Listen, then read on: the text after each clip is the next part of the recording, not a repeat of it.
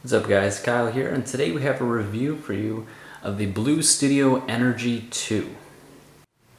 Alright, now I've already went over the specs in the unboxing video, but I'll go over it again. This phone has a 5-inch HD Super AMOLED display, which is 720p and AMOLED. 1.3 gigahertz quad-core processor, which is the same one in the Energy X Plus with the 4000 milliamp hour battery. 5000 milliamp battery built in, and this phone is not that thick because of it. I mean, I found it very comfortable to hold with or without the case on it. 8 megapixel rear camera with a 5 megapixel front, which is pretty good. 1.5 gigs of RAM. I'll go over that, something I found out later in the video. It can have a dual SIM, also micro SD card. It has 4G, which actually works for me with AT&T, and also has Lollipop with their Chameleon OS skinned on top, which I immediately took off and put on Action Launcher. Alright, in terms of aesthetics, this phone has, as I'll say again, a huge bezel on the front of the screen. This whole thing is one sheet of glass on the front. It's got this aluminum band around the whole entire phone. Here's a microphone, micro SD, no NFC, no Qi charging. Speakers on the back. It's okay. It's kind of loud. It definitely isn't amazing quality, and it definitely isn't super loud. I'd say it's standard, what you'd expect. Nothing on the left side, on the top. Headphone jack. I found that if you turn this up to the max settings, it is not that loud. On my iPhone 6 Plus, I'll have to turn it up to maybe 70% is where I like it. This one, the max settings just happens to be where I like it. If I wanted a little louder, I'm out of luck. And on the right side of the phone, the lock and the volume rocker, and also the hole to get the removable back off. The lock button is I think in the perfect spot. I like it a lot. Volume up top I find is a little strange. Sometimes if I want the volume, I'll kind of press this and I'll get confused on which is which. Let me take the back off for you. As with all these phones, it's really stiff to get off. 5000 milliamp hour non-removable. And as you guys have asked me before, this phone takes micro SIM, not nano SIM, so not the smallest one. Dual SIM and SD is at the top, and that's it. Alright, now this phone has a 5000 milliamp hour battery, and that in combination with its extremely low clocked 1.3 gigahertz quad-core MediaTek processor, this phone is said to get about 4 days standard use of battery life. Now in my use case scenario of using it on the weekend very little, I will actually get maybe 3 days and then some. So I'd say, 4 days standard use is pretty good. But this is also me having the brightness turned up to max, sync settings always on, location settings always on, 4 email accounts constantly being synced. And during the workday for me, I'm constantly listening to music for 8 hours a day. So a 5000 milliamp hour battery getting more than 2 days in my use case is very good, but that's also where performance comes into play. Which brings us to performance. This thing has a 1.3 gigahertz quad-core MediaTek display. Now, all MediaTek processors, at least in ways that I've seen them, get very good battery life and are very true to what price range they represent. A 1.3 gigahertz quad-core is very low. This is the same processor that is in the Blu Studio X that I reviewed earlier with a 4000 milliamp hour battery for a lot cheaper.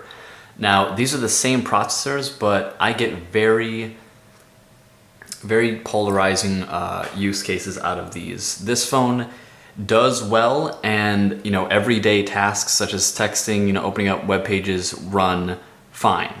Whereas on the other Blu phone with the 4000 milliamp hour battery, basic things like listening to music would cause Spotify app to crash, Pandora to crash. I mean, I wouldn't say it's the app's problem because it was the same version of Android that was on this phone. The processor seemed like it couldn't take it. But in this one, I get polarizing, but not on the complete end of the spectrum of everything runs amazing. games actually run really good, not amazing. Other tasks such as texting, or if I'm browsing on Reddit and I open up a video, it will take forever to get that task done. And these are my top two priorities in phones, is battery life and processor. If these two are good, then no matter the cost of the phone, that's a win for me. I mean, no phone has days of battery life and very good processing power, despite a couple of phones, but then they also have other caveats that make it not an attractive phone. All right, now something I wanted to go over in terms of performance with the RAM and how it affects performance. If you have a bunch of apps lined up, it doesn't manage the RAM well enough to kind of kill off the apps in the background by themselves just to make the app in the foreground run better. I found that, you know, if you launch something and you're scrolling through, it takes effect on the whole entire operating system until you kill off all the other apps, and then it will run, you know, just like it did day one, and it'll run amazing. I find that really strange. 1.5 gigs of RAM is very low, and I feel like it should manage it better, and it should just act better than it does. With 1.5 gigs of RAM, it should just be killing stuff off immediately. All right, now this phone has a 5-inch HD Super HD AMOLED display. It's 720p, obviously, on 5-inch, and you can tell the ginormous bezel for the driver for the display. So with the screen off, it looks like it's edgeless, but you can see a humongous border around here. It is AMOLED, so the colors look really good. I have the brightness turned up to max. It's bright. It doesn't get that bright. And when you put it down to the darkest setting, it gets dark. Not as dark as some of the Samsung AMOLED displays get. And also you can change, as you can on other Samsung phones, what you want the color reproduction to be like, cool, warm, natural, and for some reason this says LCD effect, not LED. And I think the camera would be worth mentioning on a $180 phone, especially from Blu, that you know is a budget phone with an 8 megapixel camera, but I'll put some samples right now of the front and back facing camera.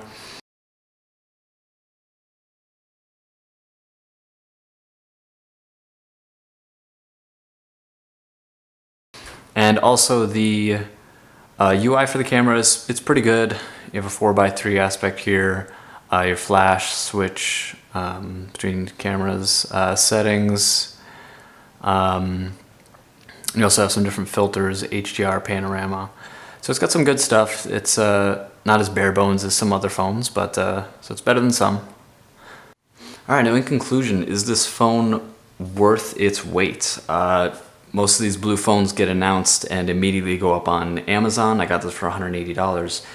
And actually right now, if you look, it's maybe around $130 at the time of filming this. So is it worth the $180? I'd say yes. I was able to live with this phone for the past 2 weeks with minimal problems. Only problem being that the performance was definitely hindered when I noticed there was too many apps in the foreground. So it is definitely worth it to me. For $180, you get a great phone with 4G. It also has some other Blu features that you see in a lot of other Chinese manufacturers, such as Lenovo, the double tap to wake. I found that maybe the first time it doesn't always work. I usually have to just tap 3 times just in case, and then it'll work. Sometimes it will not work at all. So it's not that reliable, so I find myself not using it at all. But for $180, you get a very solid phone with very good battery life. I mean, if you're the type of person that likes to have a backup phone, you're not really going to find a better phone. I mean, I didn't find myself wanting another phone in the 2 weeks that I've used it. I've definitely gotten tired of it, but I mean, 5,000 mAh battery, I could do whatever I want with this phone. I found a couple apps that were eating up my battery, and I would say, oh, I lost 10 more %. I wouldn't be like, oh crap, I have to charge it. I mean, you're not going to waste this phone down in a day, and the processor is okay enough where you can actually do stuff with that. You can play games all day and actually be able to use the phone to its full extent the way that you want it to. Alright, that's it guys. Thanks for watching. Be sure to subscribe for more. I've got 2 more Blu phones down the pipeline coming soon, so be sure to subscribe. I'll of course do unboxings before, and you guys can tell me what you want me to go over in the review videos before they come out. And thanks guys, like this video if you liked it, and catch you in the next one guys. Later.